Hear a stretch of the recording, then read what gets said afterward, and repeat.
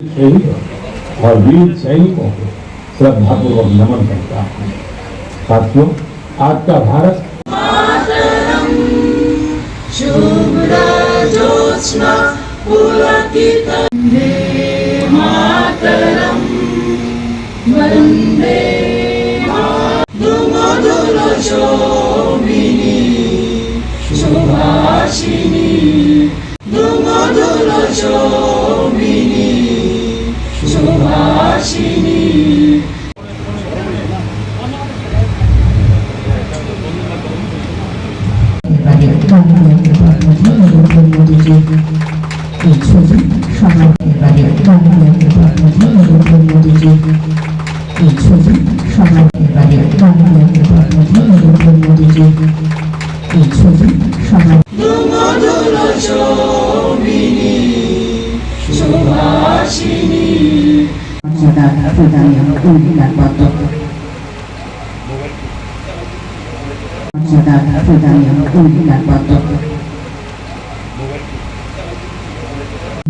विशिष्ट समाजसेवी तथा ग्रामीण विशिष्ट समाजसेवी तथा ग्रामीण ও সাফল্যের গল্প তুলে ধরা হয়। এই ও সাফল্যের গল্প তুলে ধরা হয় এই বিশিষ্ট সমাজসেবী তথা গ্রামীণ ও সাফল্যের গল্প তুলে ধরা হয় এই মর্যাদা প্রদানে অঙ্গীকারবদ্ধ। সারাদিনের একটা ব্যস্ততা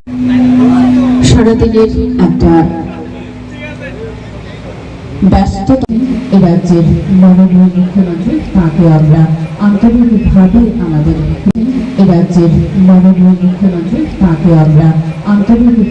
আমাদের আন্তরিক উদ্দেশ্য পরিচ্ছন্নতা জল সংরক্ষণ পরিবেশ রক্ষা আন্তরিক উদ্দেশ্য পরিচ্ছন্নতা জল সংরক্ষণ পরিবেশ রক্ষা এ রাজ্যের মাননীয় মুখ্যমন্ত্রী তাকে আমরা আন্তরিকভাবে আমাদের আন্তরিক উদ্দেশ্য পরিচ্ছন্নতা জল সংরক্ষণ পরিবেশ রক্ষা সারাদিনের একটা ব্যস্ততা দেশ আমাদের ভারতবর্ষ, তাই দেশ আমাদের ভারতবর্ষ, তাই দেশ মাতৃভাগে সম্মান জানিয়ে শেষ সাথে আমাদের খরিচিমা দেশ মাতৃভাগে সম্মান জানিয়ে শেষ সাথে আমাদের খরিচিমা দেশ মাতৃভাগে সম্মান জানিয়ে শেষ সাথে আমাদের খরিচিমা দেশ আমাদের ভারতবর্ষ, তাই বলি এই কত বিষয় নিয়েও আলোচনা হয় আমাদের বলি এই কত বিষয় নিয়েও আলোচনা হয় আমাদের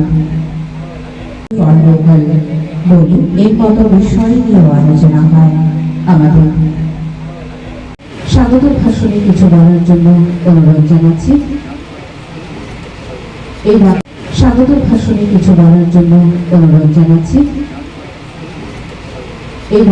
এটা সহজে অনুষ্ঠানটি শুনতে পারেন এবং সকলের বোধ এটা সহজে অনুষ্ঠানটি শুনতে পারেন এবং সকলের বোধ স্বাগত ভাষণে কিছু বলার জন্য অনুরোধ জানাচ্ছি।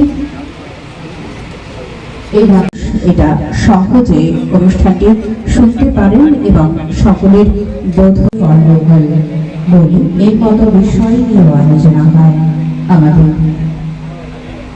শ্রদ্ধা শ্রীমতী স্বপ্না দাস মহোদয়কে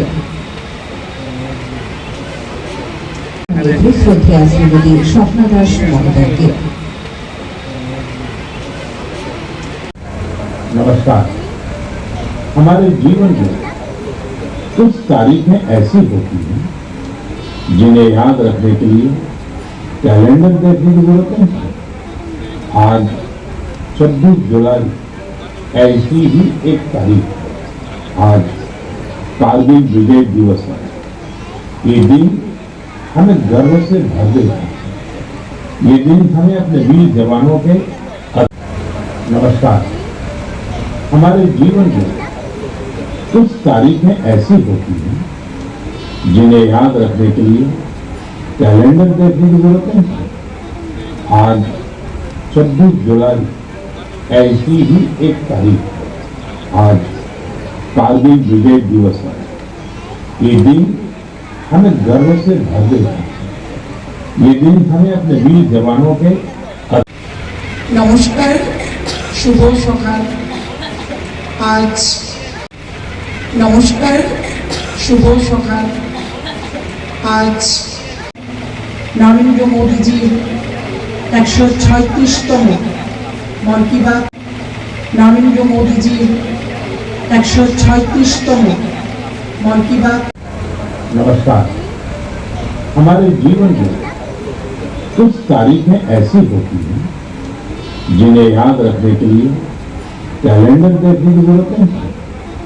आज 26 जुलाई ऐसी ही एक तारीख आज कारगिल विजय दिवस है।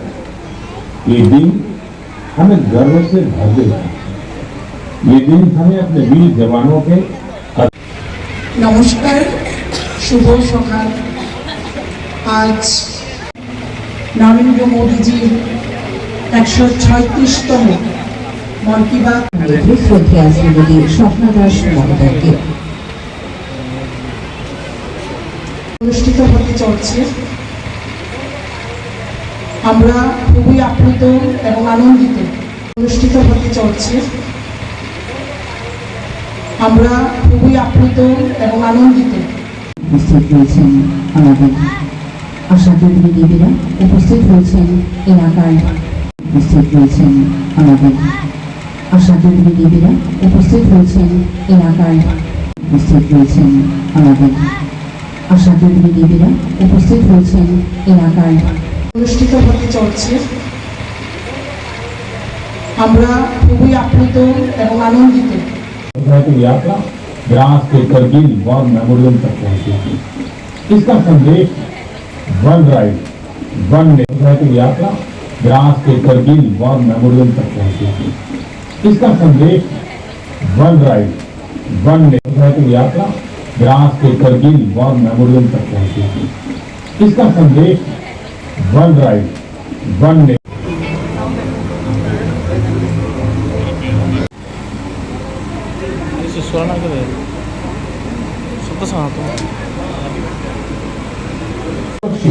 सक्षम और आत्मनिर्भर भारत के निर्माण का अपना संकल्प और मजबूत करें। के लिए दिया गया बलिदान कभी भुलाया नहीं जा सकता। साथियों, आज कहीं कुआं और बावड़ियों को फिर से जीवन दिया जा रहा है। बंद पड़े बोल नरसिंहपुर में अमृत सरोवरों को सुधारा गया है। महाराष्ट्र के नासिक में मैंने आग्रह किया था कि बारिश के हर बूंद को सहेजने के इस अभियान को जन আন্দোলনে বিধানসভায় বুথ নাম্বার 51-তে আজকে মাননীয় প্রধানমন্ত্রী যে 136তম যে মন কি বাতের যে পর্ব সেটা আমরা শোনার জন্য সবাই একত্রিত হয়েছি।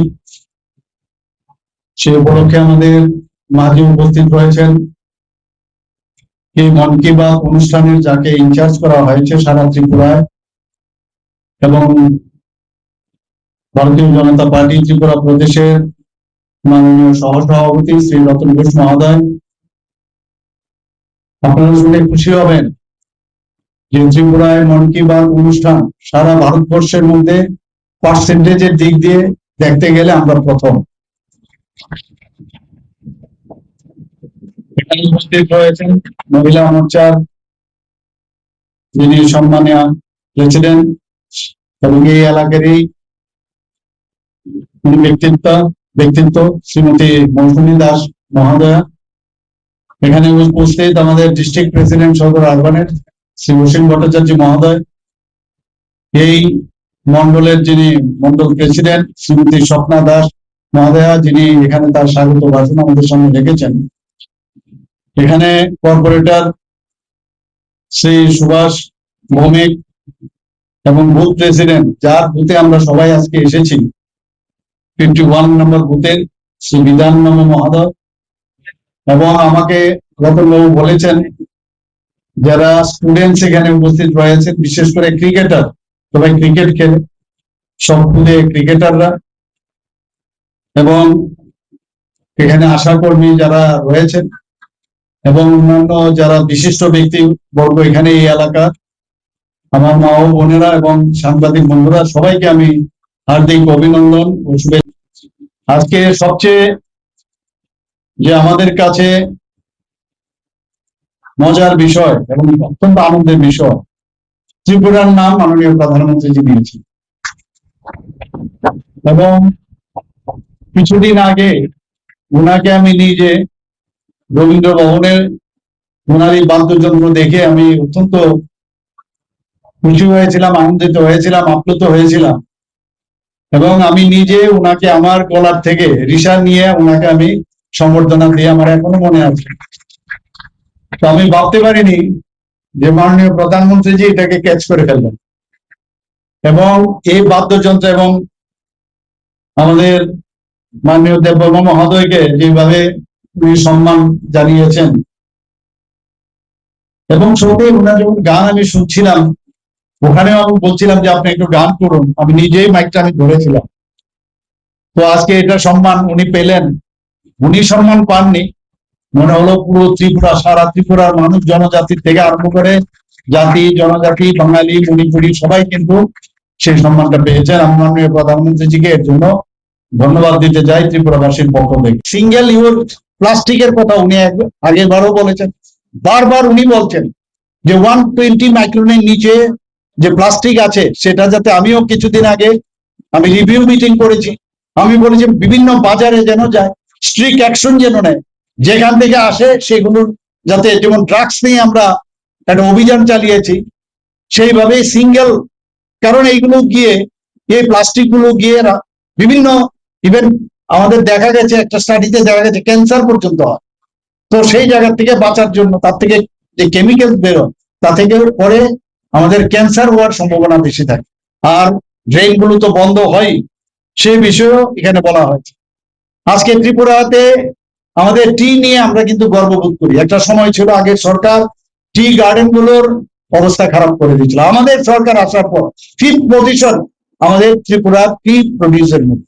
সেই জায়গায় উনিও এখানে যে হার্বাল টি, যে মহিলা যে এসএইচজি গ্রুপ যারা উত্তরপ্রদেশে, তাদের সম্পর্কে বলেছে, এখন বলেছে উত্তরপ্রদেশ সম্পর্কে, কিন্তু আমাদের এখানেও যেহেতু এই যে বাদ্যযন্ত্রই বলুন যাই বলুন, এবং এটাকে কিছুদিন আগে জিআই ট্যাগও কিন্তু দেওয়া হয়েছে এই বাদ্যযন্ত্র, আপনারা নিশ্চয়ই এটা জানেন।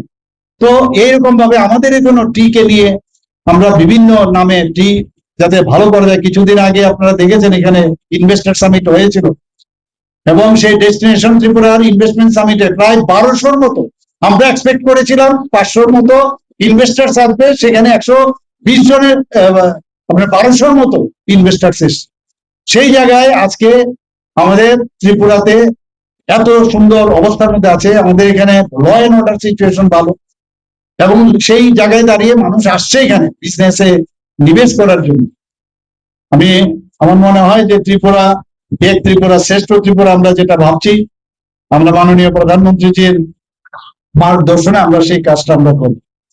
গণেশ উৎসব আসছে, আমরা সবাই জানি যে গণেশ আইডল একটা, উনি মাঝখানে কিন্তু অনেক কিছু বলে দেন যে সবার বাড়িতে একজন গণেশ আইডল যেন আমরা রাখি, এবং এতে করে যারা এই গণেশ আইডল বানানোর জন্য যে কারিগর আছেন তাদেরও আর্থিকভাবে লাভবান হবে। তো সেই বিষয়ে উনি কথা বলেছেন। প্লাস্টিক ওয়েস্ট, সেটাকে কিভাবে রিসাইক্লিং করে আবার নতুন ভাবে যে বেঞ্চ গুলো দেখিয়েছে স্টুডেন্টদের বসার জন্য, কি সুন্দর! আমরা তো ভাবতেই পারি না যে এইরকম প্লাস্টিক ফেলে দিচ্ছে। এটাকে বিভিন্ন স্কুলে আমরা জানি, বিশেষ করে যেগুলো পাহাড়ি অঞ্চলে, সেখানে কিন্তু বেঞ্চ গুলোর জন্য অনেকে বসতে পারে। তো সেই সব জায়গার মধ্যেও সেটাকে দেখেও আমরা আগামী দিন শিখতে পারি। এবং national handloom day 7th August উনি বলেছেন, হ্যান্ডলুমের উপর আমাদের কথা, হ্যান্ডলুমকে আরো কিভাবে সামনে আমরা আরো সেটাকে স্ট্রেংথেন করতে পারি সেই বিষয়ে আমরা কথা বলব। এখানে মণিপুরের যে অ্যাস্ট্রোফিজিস্ট উনি বললেন যে ডক্টর রোনাল্ডো লাইসরা কি সুন্দরভাবে দেখালেন যে উনি এই অ্যাস্ট্রোলজিকে সামনে নিয়ে, এই অ্যাস্ট্রোফিজিক্সকে নিয়ে কোন কোন জায়গায় জলাশয়, সেখানে লোকতাপ যে ঝিল আছে মণিপুরে, সেখানে এই যে বিভিন্ন আইল্যান্ড আছে, সেই আইল্যান্ডের উপরে ভিত্তি করে কি কি আমরা সেখানে জিনিস পাওয়া যায় তার বিষয়ে উনি রিসার্চ করছেন। গুরু পূর্ণিমার কথা উনি বলেছেন, আগামী কয়েকদিনের মধ্যে, এমনিতেও আমাদের আগামীকাল, আজকে 26, 27, আমাদের প্রাক্তন যিনি ফরমার প্রেসিডেন্ট ছিলেন, উনার জন্মদিন উপলক্ষে সেখানে এক কথা বললেন যে কিভাবে আমরা ওনাকে সম্মান দেওয়া উচিত। একদম অসাধারণ ব্যক্তিত্ব। কালামজির কথা না যদি আমরা বলি শেষ করা যাবে না। আবার গুরু পূর্ণিমা আছে, যারা আমাদের শিক্ষাদান করেছেন, যার যার গুরু, যে যে শিক্ষক আছেন তাদের কাছে, আমি নিজেও শিক্ষক ছিলাম, আমারও কেউ শিক্ষক ছিল, আপনাদেরও কেউ শিক্ষক ছিল, তো তাদেরকে সম্মান দেওয়া, এই পরম্পরা আমাদের আগে কোনো সরকার এইভাবে চিন্তা ভাবনা করেনি। আমরা কিন্তু এখন সেইগুলো আমরা করছি। আমরা এইভাবে আজকের যে এপিসোড, আমি মনে হয় যে আমরা মাননীয় প্রধানমন্ত্রী যে আবার নেক্সট যে এপিসোড হবে 137তম পর্ব, সেখানে আমরা ওয়েট করব। আজকে আমি এসেছি অন্য জায়গায়, আবার আরেকদিন যাব, কিন্তু আপনারা এখানে নিশ্চয়ই বিষয়টা দেখবেন এবং কি কি বলছে সেটাকে নোট ডাউন করে সেটাকে কিভাবে ইমপ্লিমেন্ট করে যায়, বা আপনাদের কোনো ইনোভেটিভ কিছু আছে কিনা সেটাও আপনি দেখবেন। সবাইকে অসংখ্য ধন্যবাদ, নমস্কার জানিয়ে, মাননীয় প্রধানমন্ত্রীজিকে ধন্যবাদ জানিয়ে আমি আমার কথাগুলো শেষ করছি। নমস্কার, জয় হিন্দ, ভারত মাতা। ডিআরডিওর মাধ্যমে যে লং যে সারফেস টু এয়ার যে মিসাইল টেস্ট হয়েছে কিছুদিন আগে, আপনারা দেখেছেন। এখন ইন্ডিজিনাস, আগে আমরা বাইরের থেকে সমস্ত এই যে মেশিনারিজ আমাদের কিনতে হতো এই সোলজারদের জন্য, সেটা রাইফেলসে হোক বা অন্যান্য, ইভেন এখন আগামী কয়েকদিনের মধ্যে দেখবেন যে আমরা ইন্ডিজিনাস রকেট আমাদের তো তৈরি হয়ে গেছে, আমাদের ইন্ডিজিনাস হেলিকপ্টার, এয়ারফোর্সের জন্য এয়ারক্রাফট স্ট্রং, সেগুলো আমাদের তৈরি হচ্ছে। এখানে ক্যাচ দ্য রেইন, মাননীয় প্রধানমন্ত্রীজি বলতে, জল আগামী দিন কথা হয়েছে যে তৃতীয় বিশ্বযুদ্ধ জল নিয়ে হবে। ক্যাচ দ্য রেইন অর্থাৎ বাড়ির থেকে যে জল হয় বৃষ্টিপাতের, সেই জলগুলো কিভাবে আটকানো যায় এবং যখন ড্রাই সিজনে সেই কিভাবে ইউজ করা যায় তার কথা মাননীয় প্রধানমন্ত্রীজি বলছেন। উনি এটাও বলেছেন যে ব্যাডমিন্টনে পিভি সিন্ধু যে প্রথম জাপান ওপেন ব্যাডমিন্টন চ্যাম্পিয়ন হয়েছে। আমি নিজে ব্যাডমিন্টন খেলতাম, ন্যাশনাল লেভেলেও আমি খেলেছি। সেই জায়গায় পিভি সিন্ধু যেভাবে জিতেছেন সেটারও উনি আমাদের সবার সামনে উনি রেখেছেন। শুধু তাই নয়, উইমেন ক্রিকেট টিম প্রথম যে লর্ড স্টেডিয়ামে আজকে বিশ্ব ক্রিকেটে চ্যাম্পিয়ন হয়েছে। এরকম এই যে মন কি বাত অনুষ্ঠানের মাধ্যমে উনি যেভাবে সমস্ত বিষয়গুলো আমরা যেগুলো নিয়ে চিন্তা করি না, উনি এই চিন্তাগুলো আমাদের মধ্যে প্রবেশ করেন, আমাদের মস্তিষ্কে, মানে সত্যি এটা একটা আনন্দদায়ক বিষয়। এবং যারা ইয়াং জেনারেশন তাদেরকে বলছেন আমাদের ইন্ডিয়া ফিট তখনই হবে যদি যুবকরা ফিট থাকে, তাদের ফিজিক্যাল ফিটনেস খুব প্রয়োজন। খেলাধুলার মধ্যে উনি এই বিষয়ে সবসময় কথা বলেন। সংস্কৃতকে কিভাবে এগোনো যায় তার সম্পর্কে উনি কেরালার, এটা আমরা সবাই দেখলাম যে ইউনিক ইনিশিয়েটিভ আমরা দেখলাম, সংস্কৃত এটা ফুটবলের সাথে কিভাবে যুক্ত করা যায়, ফুটবলকে নিয়ে খেলার চলে সংস্কৃত শেখানোর ব্যবস্থা করলেন। বিক্রম-1 এতদিন ধরে মানে গভর্নমেন্টের মাধ্যমে সমস্ত এই ধরনের রকেট তৈরি হতো, কিন্তু এই প্রথম এই মাননীয় প্রধানমন্ত্রীজির উৎসাহের কারণে যে প্রাইভেট যে পার্টি তাদের মাধ্যমে বিক্রম-1 সেটা কিছুদিন আগে আমরা লঞ্চিং হয়েছে।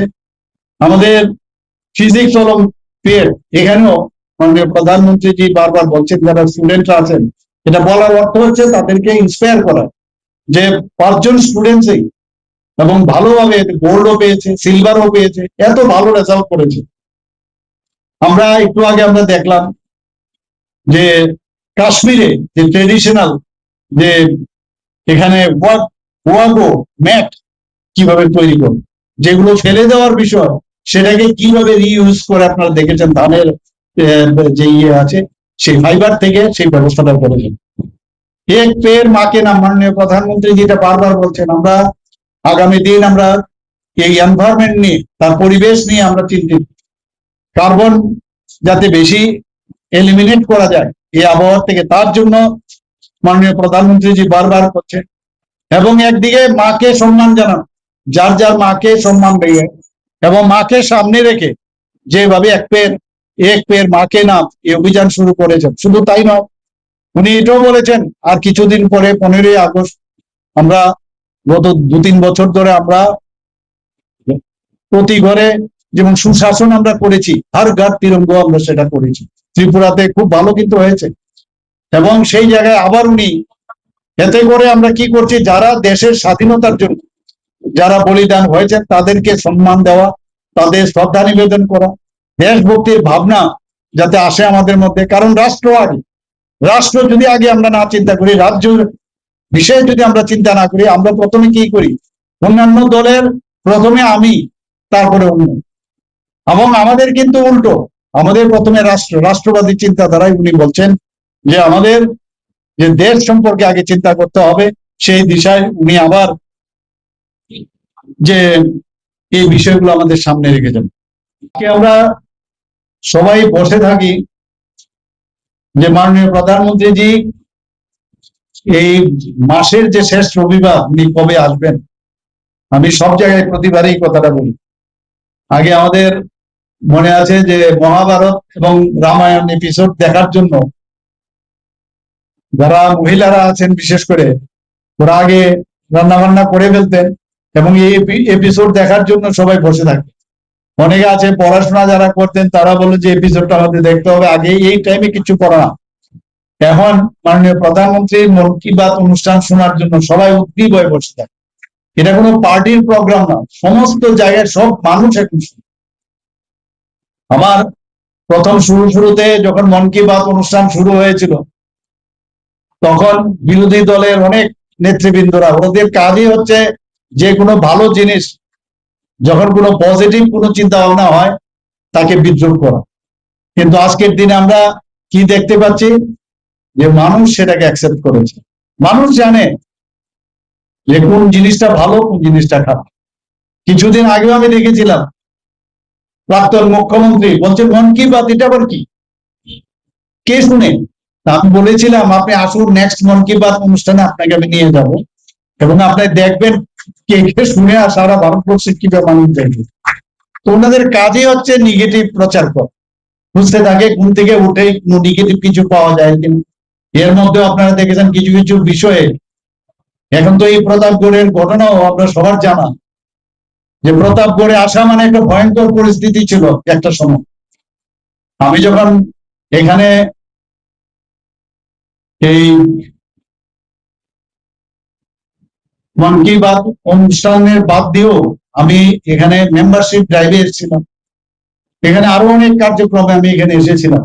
সেখানে আমাদের খুব কষ্ট হতো এখানে এই অনুষ্ঠান করা। তো সেই জায়গায় দাঁড়িয়ে আজকে একটা সুন্দর পরিবেশ এখানে হয়েছে। যারা বিরোধী দলের যারা ছিল তৎকালীন সময়ে, কত লোক যে এখানে খুন হয়েছে, কত লোকের বাড়ি যে আগুন জ্বালিয়েছে, হিসাব নেই। আরো অনেক কিছু বললে শেষ হবে না। আজকে একটা সুস্থির পরিবেশ এখানে হয়েছে। এখন ওনারা ইয়াং জেনারেশন যারা, তারা কিন্তু এদের এসব যে কাজগুলো তারা দেখেননি, বুঝেননি। তো ভেবেছে যদি আমরা এখন থেকে আবার নতুন ভাবে কিছু বোঝাই, তার যুবকরা বুঝতে পারবে না তৎকালীন সময় কি হয়েছিল। এদের এই কাজগুলো মানুষ জানে এবং বারবার এগুলো বলাও প্রয়োজন। যাই হোক, আজকে মাননীয় প্রধানমন্ত্রীজি বারবার যুবকদের প্রতি ওনার যে একটা বিশ্বাস এবং আগামী দিন এই দেশকে যারা এগিয়ে নিয়ে যাবে তাদের প্রতি ওনার সবসময় একটা আশা আকাঙ্ক্ষা এবং ওনাদের পরামর্শও নেন।